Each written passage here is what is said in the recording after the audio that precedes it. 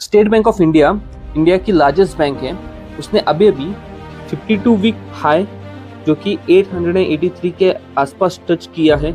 लेकिन सवाल ये है कि ये सिर्फ एक स्टॉक का ब्रेकआउट है या पूरे बैंकिंग सेक्टर में एक मोमेंटम आ रहा है। हेलो एवरीवन, मैं हूं Pramod Limbole. I am NISM certified MFD। तो चलो आज हम देखते हैं कि SBI स्टॉक में जो रैली आई है वो एक शॉर्ट टर्म है या फिर वो आगे जाके भी कंटिन्यू हो सकती है। SBI recent performance. SBI stock ने 883 का फ्रेश 52 वीक हाई बनाया है। ईयर टू डेट रिटर्न 22% के आसपास है, जो कि आउट परफॉर्म करता है निफ्टी बैंक इंडेक्स को। PSU बैंकिंग पैक में SBI एक लीडर बना हुआ है और डेली वॉल्यूम और डिलीवरी डेटा उसका स्ट्रॉन्ग है।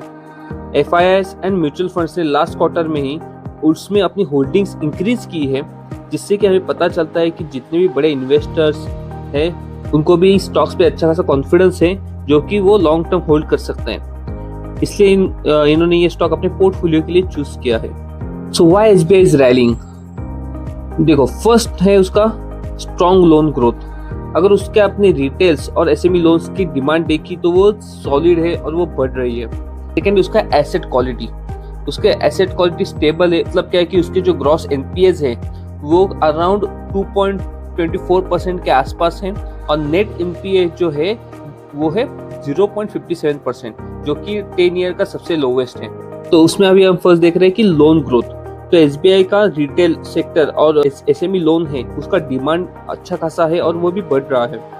और स्टेबल एसेट क्वालिटी मतलब क्या है कि उनका जो ग्रॉस NPA है वो है अराउंड 2.24% और नेट NPA है 0.57%, जो कि 10 ईयर का सबसे लोवेस्ट है। अगर आपने उसके मार्जिन की बात की तो Q2 FY26 का उसका रिजल्ट तो एज पर एनालिसिस वो एस्टिमेट किया जा रहा है कि वो पॉजिटिव ही आने वाला है। और नेक्स्ट है उसका राइजिंग डिविडेंड। तो PSU बैंक्स के डिविडेंड यील्ड अट्रैक्ट करता है एक लॉन्ग टर्म इन्वेस्टर्स को। एक इन्वेस्टर तो आपको भी पता है कि कुछ स्टॉक्स आपने इसलिए भी बाय किए होते हैं क्योंकि उसमें अच्छा सा डिविडेंड भी मिलता है ईयर ऑन ईयर। और नेक्स्ट है इंडिया का मैक्रो सपोर्ट। जो वर्ल्ड बैंक ने ग्रोथ फोकस किया है उस हिसाब से अभी हमारा GDP है वो 6.5% तक रेस किया है, जो कि एक पॉजिटिव सेंटीमेंट दिखाता है।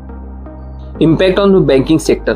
PSU बैंक्स जैसे कि Canara bank, bank of Baroda, PNB, अगर आपने देखा तो उसमें एक अच्छी खासी बाइंग देखने को मिल रही है। प्राइवेट बैंक्स ICICI बैंक भी हो गया, एक्सिस बैंक भी हो गया और SBI का ब्रेकआउट सिग्नल देता है कि बैंकिंग सेंटीमेंट इंप्रूव हो रहा है, स्पेशली पब्लिक सेक्टर स्पेस में। हमें यहाँ पे कॉशियस रहना पड़ेगा क्योंकि अगर शॉर्ट टर्म में प्रॉफिट बुकिंग भी आ सकती है अगर रिजल्ट एक्सपेक्टेशन से मिस हुए तो बॉटम लाइन ये है कि SBI का 883 तक रैली करना एक स्ट्रॉन्ग सिग्नल है इंडियन बैंकिंग सिस्टम के लिए। अगर आप इन्वेस्टमेंट कर रहे हो तो वैल्यूएशन और RBI पॉलिसी के ऊपर भी ध्यान देना कि अगर वो पॉजिटिव आता है, नेगेटिव आता है और कोई चेंजेस आता है, क्योंकि उसकी वजह से भी स्टॉक के प्राइसेस में थोड़ा चेंजेस आएगा। क्योंकि जब भी अगर SBI में अगर प्रॉफिट बुकिंग भी आता है for some reason, okay, PSU banks में भी प्रॉफिट बुकिंग आ सकता है। तो कमेंट करो क्या आपको लगता है कि SBI और PSU बैंक में अपसाइड बाकी है या फिर नहीं। और ऐसे ही मार्केट इनसाइट्स के लिए फॉलो करो स्टॉक फ्लिपर।